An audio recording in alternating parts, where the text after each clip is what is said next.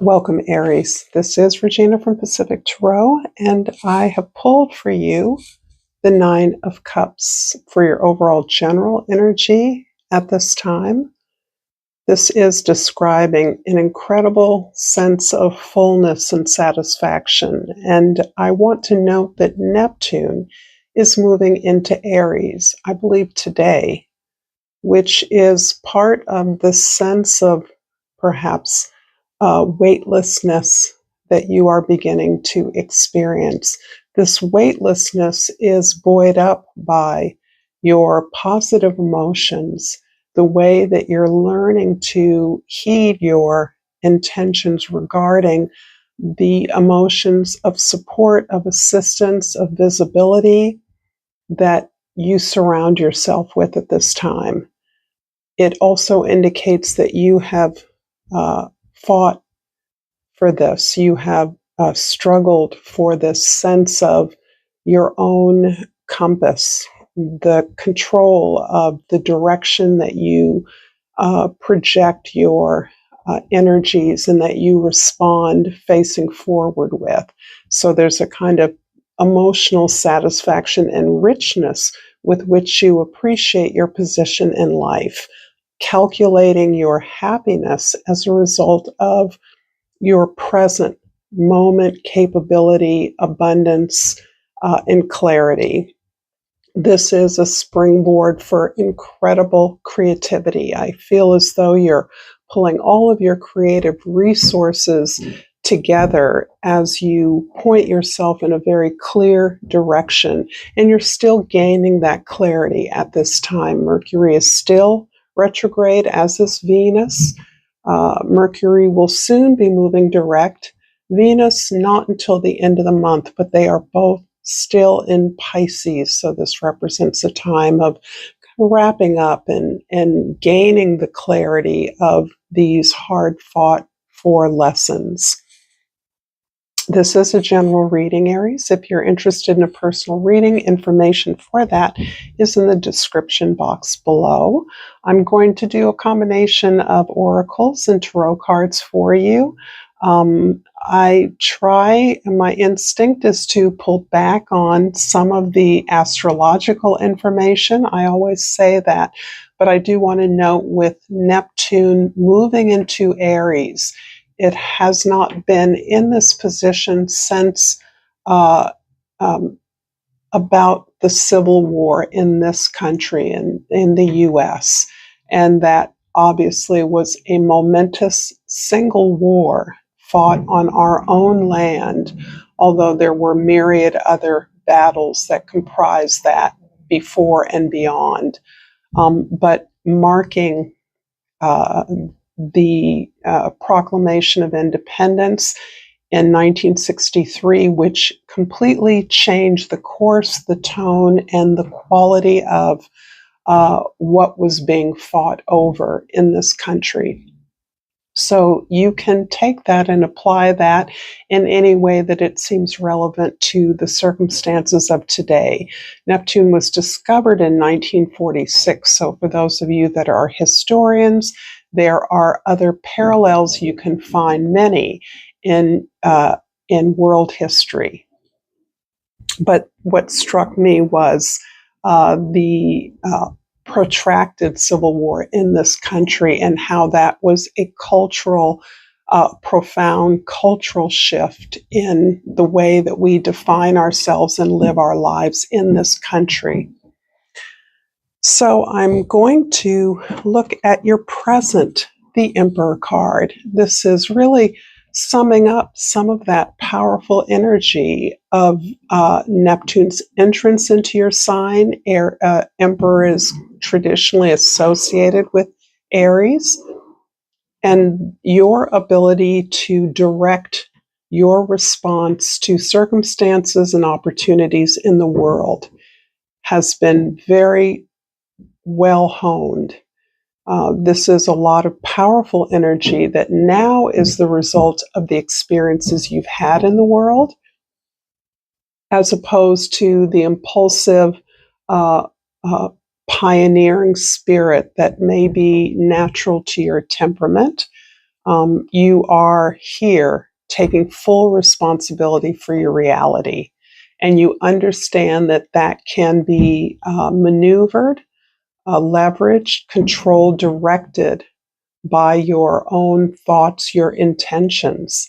And this is one of the big messages of not only Neptune and Aries, where we are returning to individuality and individual alignment with spiritual values, but also with a way of being strategic about the way that you um, pull your resources towards you in an effort to achieve a goal. I've also pulled a crystal oracle, and what I pulled for the Emperor card is the Moonstone, and the key word is cycles. So it's interesting that the cycle that occurred to me, I have some placements in Aries, was the Civil War in this country. There are many other historical alliances with the discovery of Neptune and 165 years ago when Neptune entered Aries, as it is now. The card reads, I am in the divine flow of my soul rhythms and life cycles.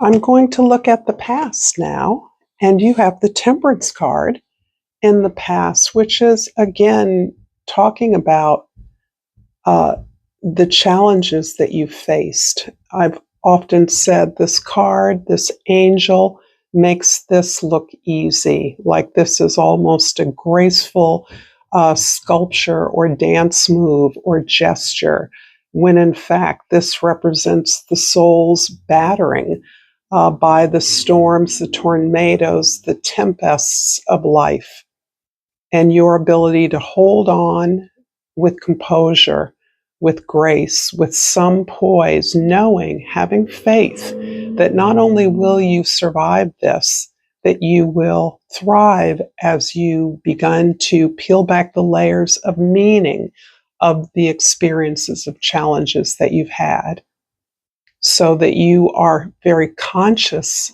even in your past, of the evolution of your awareness, the growth of your soul, that these lessons were destined, preordained, and in as much as they are the primary teachers of who you are and what you can do.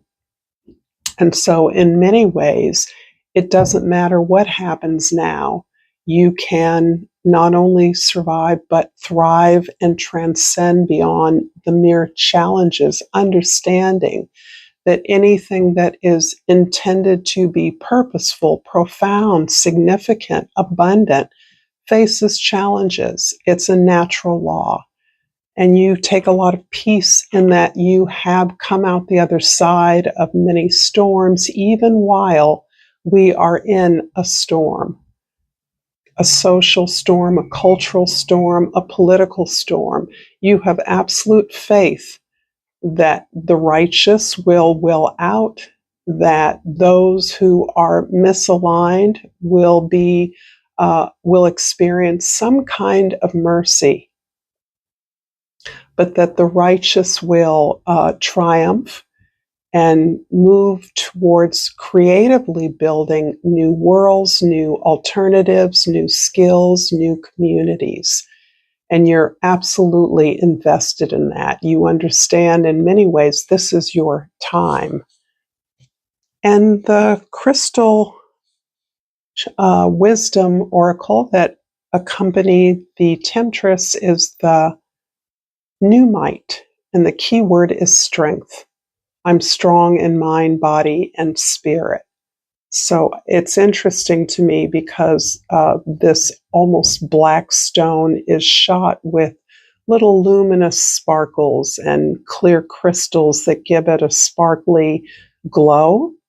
And I can see this as being a metaphor for the difficulties of perhaps for some of you earlier life experiences in the past that seemed overwhelmingly oppressive.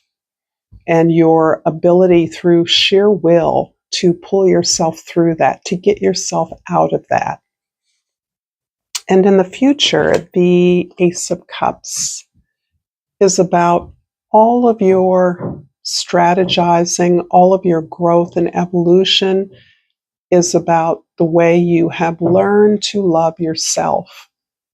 And for many of you, loving others comes naturally. That's what you, in many ways, were trained and conditioned to do. That's how you were assigned your role in life, as per your family of origin, as an example, or cultural heritage. And you have learned to uh, uh, set up stronger, healthier borders around you. You have grown your own sense of worthiness and deservedness as a way of claiming the success, the abundance, the love that you grace others with for yourself, primarily for yourself. As you've learned to pull back in this energy and to prioritize your need to be whole, to be loved, to be seen, to claim the things that you assume for others. And this is a way in which you are not only healing yourself, but elevating the quality of your contribution to the world.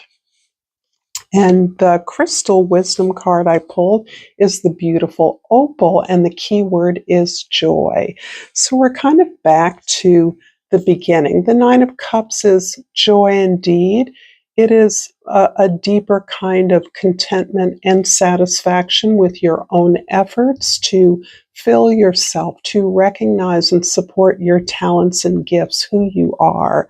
So this is particularly significant, as I believe that this is what many of us are returning back to, a review of our intentions, our gifts, what we were gifted with at birth, the lineage of talent or skills that have been a through line throughout multiple experiences of reincarnation, to reclaim the joy of our gifts. And this is something that is critical right now as part of showing the way to others. If your gifts, if your talents, if who you are doesn't fill you with joy, pleasure, happiness, then you are not necessarily opening up the door to the innovative alternatives that are available and that are sorely needed in this world. So this is against automation, against artificial intelligence. Not that there's anything wrong with AI. It's that this confounds the complexity of your life experience. Your joy and gifts confound the simplicity and the reductiveness of artificial intelligence, as an example. I'm going to finish up this reading with a oracle card, and hope that this has been insightful to you. The card I pulled is self-esteem. I possess the gifts of the soul that benefit me and others. So this is you in a nutshell right now. This is meant to be a message from the planet Neptune for you, Aries, at a really significant time for humankind. So the idea that self-esteem, your third chakra, the area of your confidence, your ability to assert yourself, something that you display externally in spades, is something that you are now internalizing in a way that doesn't need the kind of display that you've relied on in the past. So until next time, Aries, thank you.